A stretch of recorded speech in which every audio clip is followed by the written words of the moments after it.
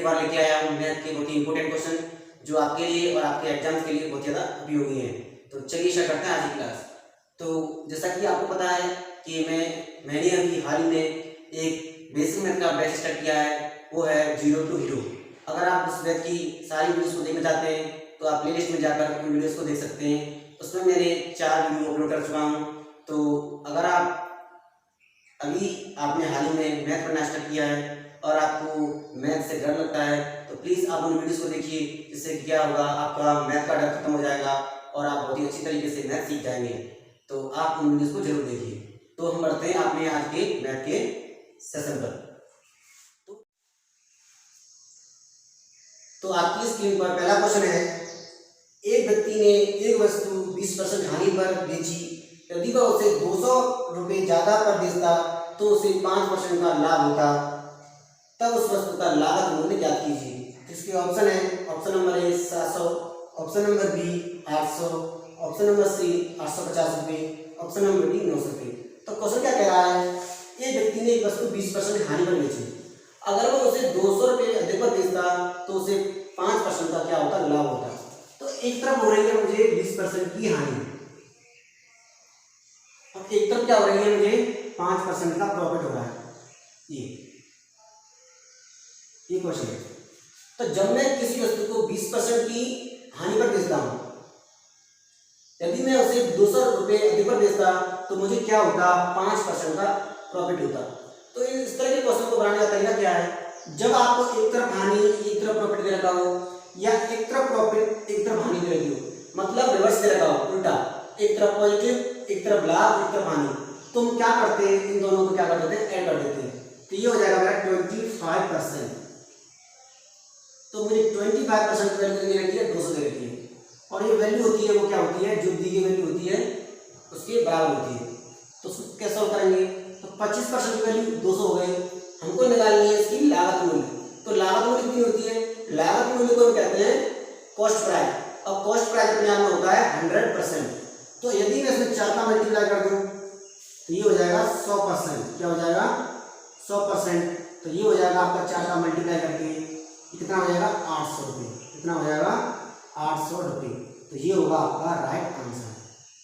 तो इस तरह से आप इस क्वेश्चन को बहुत ही आसानी से विद इन सेकंड बना सकते हैं। तो ये थी आपकी स्मार्ट अप्रोच। आपको क्वेश्चन को इसी अप्रोच से सॉल्व करना है। तो पहले आप इसका स्क्रीनशॉट लीजिए, फिर बढ़ते हैं नेक्स्ट क्वेश्चन पर। तो देखिए, मैं इसे आपके लिए एक बार और एक्सप्लेन करता हूँ। एक जो खरीदार है वो क्या करता है, एक वस्तु को 20% की हानि पर बेचता है। उसने मान लीजिए 20% हानि पर बेच दी, ऐसा हो गया। फिर क्या करता है वो, अगर वो कहता है अगर मैं इसे 200 रुपये अधिक पर बेचता तो मुझे 5% का क्या होता, प्रॉफिट होता। तो मैंने आपको बताया है, इस तरह क्वेश्चन में जब भी एक जगह लाभ हो दूसरी जगह हानि हो, दूसरी जगह हानि हो एक जगह लाभ हो, तो क्या करते हैं, दोनों को ऐड कर देते हैं। अगर मान लीजिए यहाँ पर भी हानि होती, ये हानि होती, तो क्या करते हैं, एक में से दूसरे को घटा देते हैं। अगर दोनों जगह प्रॉफिट होता तो भी क्या करेंगे, हम जो ज्यादा होगा उसमें से उनको घटा देंगे। तो इस तरह के क्वेश्चन में ये वाली ट्रिक क्या होती है, अप्लाई होती है। तो आपको इसको याद रखना है। तो चलिए बढ़ते हैं नेक्स्ट क्वेश्चन पर। तो नेक्स्ट क्वेश्चन है आपकी स्क्रीन पर, बहुत ही अच्छा क्वेश्चन है। एक परीक्षा में 70% विद्यार्थी पेपर प्रश्न में उत्तीर्ण हुए। मैंने आपको एक टॉपिक में कराया था, क्या कराया था, वेन डायग्राम। तो यही है वेन डायग्राम का बहुत ही इंपॉर्टेंट क्वेश्चन। उसमें जो क्वेश्चन कराया था उसी संबंधित क्वेश्चन है, जो मुझे लगा आपके लिए इंपॉर्टेंट है, उसको मैं करा रहा हूँ आपके लिए। एक परीक्षा में 70% विद्यार्थी पेपर फर्स्ट में उत्तीर्ण हुए और 60% विद्यार्थी पेपर सेकंड में उत्तीर्ण हुए और 15% विद्यार्थी दोनों पेपर में अनुत्तीर्ण हुए, मतलब फेल हुए। जबकि 270 विद्यार्थी दोनों पेपरों में क्या हुए, उत्तीर्ण हुए। तो विद्यार्थियों की कुल संख्या ज्ञात कीजिए। कैसे करेंगे, तो वही वेन डायग्राम बनाएंगे हम, ये वाला।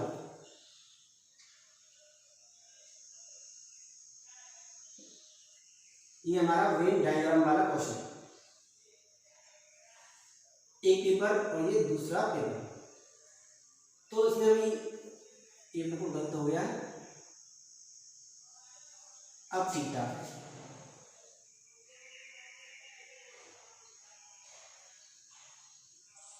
तो देखिए, ये मेरा पेपर फर्स्ट, ये मेरा पेपर सेकंड।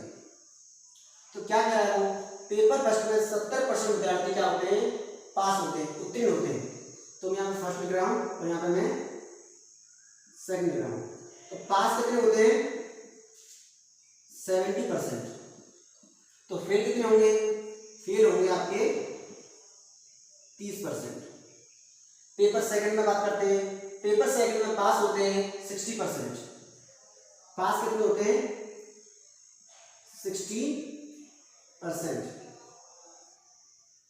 और तो फेल कितने होंगे, फेल होंगे आपके 40%। क्लियर, ये सारी चीजें मैंने जो क्वेश्चन की सेम लिखती हैं। अगर पास होते 70% तो फेल होंगे 30%, अगर पास होंगे 60% तो फेल होंगे 40%। लेकिन क्वेश्चन में क्या कहा गया है, 15% विद्यार्थी दोनों पेपरों में क्या होते हैं, फेल होते हैं। 15% क्या होते हैं, दोनों में क्या होते हैं, फेल होते हैं। तो मैं यहाँ पे रेशियो लूंगा ओनली, इसमें जो नंबरिंग लूंगा मैं लूंगा फेल वाली। कौन सी वाली, फेल वाली। तो मैंने ले लिया 15% विद्यार्थी दोनों पेपरों में क्या होते हैं, फेल होते हैं। तो 15% दोनों में फेल होते हैं और पेपर फर्स्ट में कितने फेल होते हैं, 30%। तो 15 ही हो गए, तो 15 ही हो गए, तो टोटल हो गए 30%। यहाँ पे मैं क्या ले रहा हूँ, फेल वाली संख्या ले रहा हूँ। जब देखिए दोनों में 15% होते हैं और फेल होते हैं पेपर फर्स्ट में 30%, तो 15 यहाँ लिख दिए मैंने 15, और इस पेपर फर्स्ट में कितने हो गए, 30 हो गए। अब पेपर सेकंड की बात करते हैं। पेपर सेकंड में 40% स्टूडेंट क्या करते हैं, फेल होते हैं। पेपर सेकंड में 40% स्टूडेंट फेल होते हैं, तो 15% सही हो गए। अब 25% में यहाँ लिख दूँ तो क्या हो गया, 25 और 15 कितना हो गया, 40%। तो ये होता है इनको लिखने का तरीका। आप ये दोबारा समझिए, पेपर फर्स्ट में पास हुए 70% तो फेल होंगे 30%। पेपर सेकंड में पास हुए 60% तो फेल होंगे 40%। लेकिन क्वेश्चन में कहा गया है दोनों पेपरों में 15% विद्यार्थी फेल हुए हैं। कितने हुए हैं, 15%। तो मैंने दोनों का रेशियो लिख दिया, जो दोनों की संख्या है वो बीच में लिख दी 15, क्योंकि ये जो एरिया आता है वो दोनों का आता है। तो 15% दोनों में फेल हुए और फेल हुए पेपर फर्स्ट में 30%, तो 15% यहाँ लेना पड़ेगा क्योंकि जब 30 होगा ये 30 हो गया। और पेपर सेकंड में 40% स्टूडेंट फेल हुए तो 25 और 15 हो गया 40%। अब ये पूरा जो डिब्बा बन के आया है ये कौन से स्टूडेंट फेल वाले, तो 15 दूनी 30, 30 और 20 50, 55% विद्यार्थी क्या हो गए मेरे ओवरऑल फेल हो गए। 15 30 30 और 25 55% विद्यार्थी मेरे क्या हो गए हैं, एग्जाम में फेल हो गए। तो पास कितने हुए वो भी क्वेश्चन दिया गया है। तो 270 स्टूडेंट्स 270 विद्यार्थी दोनों विषय में क्या हुए, पास हुए। अब देखिए जब 55% विद्यार्थी दोनों विषय में फेल हुए तो पास कितने हुए, 45%। दोनों विषय में कितने पास हुए, 45%। लेकिन क्वेश्चन में क्या कहा गया है कि 270 विद्यार्थी दोनों पेपरों में पास हुए। या तो मैं 45% कह दूं या मैं 270 कह दूं, बात बराबर है। ये परसेंट में वैल्यू है और जो मैं बोल रहा हूँ क्वेश्चन में दे रखा है 270 स्टूडेंट, वो क्या मेरी नंबरिंग है। तो ये बराबर हो जाएगा 270 की। यहाँ से हम वैल्यू निकालेंगे उसकी 100% की। 9 3 27, सॉरी 9 5 45 और 9 3 27 30, तो 5% की वैल्यू होगी मेरी 30। और आपसे पूछा है टोटल विद्यार्थियों की संख्या याद कीजिए, find the total number of students. तो ये क्या होगा, आपको पता है टोटल नंबर कितना होता है, 100% होता है। तो 5% की वैल्यू 30 दे रखी है, तो 100% की वैल्यू क्या होगी आपकी, दोनों तरफ 20 का मल्टीप्लाई कर देंगे तो ये हो जाएगा 100% बराबर 600 स्टूडेंट्स। कितने हो जाएंगे, 600 विद्यार्थी हो जाएंगे आपके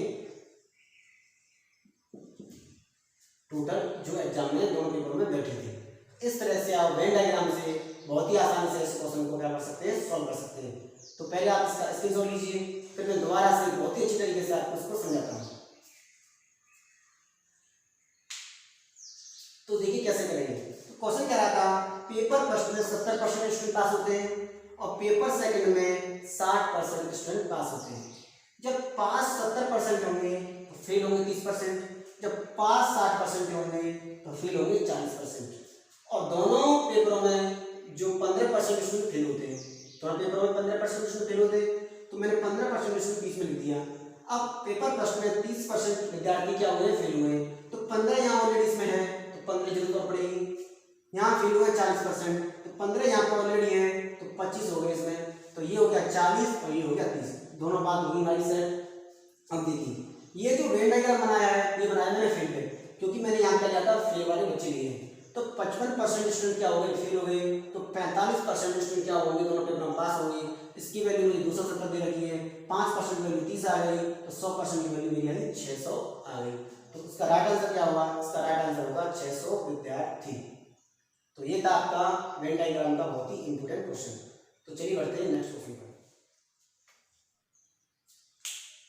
तो नेक्स्ट क्वेश्चन आपकी स्क्रीन पर, एक चक्के की त्रिज्या 21 सेंटीमीटर है, 924 मीटर की दूरी तय करने में वह कितने चक्कर लगाएगा।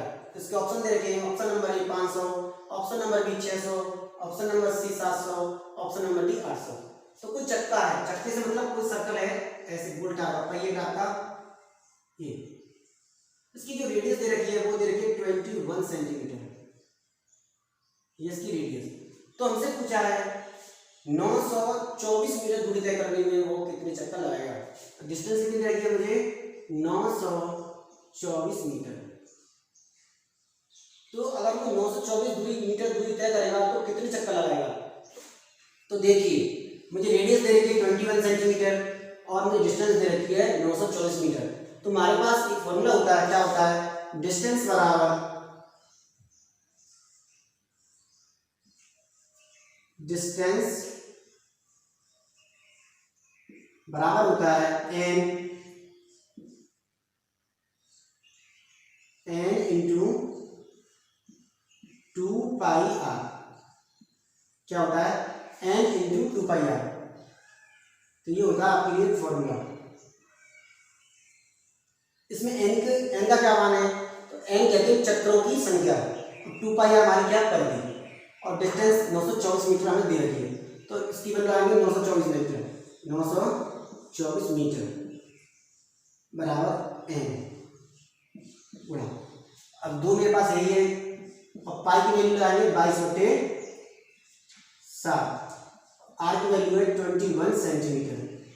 अब देखिए यहाँ पे सेंटीमीटर है और यहाँ पे क्या है मीटर है, तो ये तो बात गड़बड़ है। तो क्या करेंगे हम, इसे कन्वर्ट कर लेंगे इसमें सेंटीमीटर में। तो 924 मल्टीप्लाई 100, ये हो गया सेंटीमीटर बराबर 7 से 3 बार कैंसिल हो गया, तो ये हो गया मेरा n इंटू 22 गुणा 2 गुणा 3 सेंटीमीटर। सेंटीमीटर से सेंटीमीटर कैंसिल। अब देखिए 22 से कैंसिल हो जाएगा, 22 चौका 88, 22 दूनी 44, कितने बार कैंसिल हो गया 42 बार। अब ये 6 से कैंसिल हो जाएगा 7 बार। तो n की वैल्यू क्या आ जाएगी मेरी, यहाँ सब कैंसिल हो गई, यहाँ पे 100 इंटू 7, तो n की वैल्यू आ जाएगी मेरी 700, वो क्या लगाएगा चक्कर लगाएगा उसकी। तो ये होगा आपका राइट आंसर। तो आप इसका स्क्रीनशॉट लीजिए, फिर मैं इसको दोबारा से एक्सप्लेन करता हूँ। तो हमको दे रखा था एक सर्कल है, एक चक्कर है, उसकी जो रेडियस है वो 21 सेंटीमीटर है, तो 924 मीटर दूरी तय करने में वो कितने चक्कर लगाएगा। तो ये हमारे पास फॉर्मूला होता है डिस्टेंस बराबर n इंटू 2πr। तो डिस्टेंस दे रखी है 924 मीटर, n 2πr और ये सेंटीमीटर। तो यहाँ पे ये मीटर में है सेंटीमीटर में, तो मैंने ये कन्वर्ट कर लिया इसमें सेंटीमीटर में।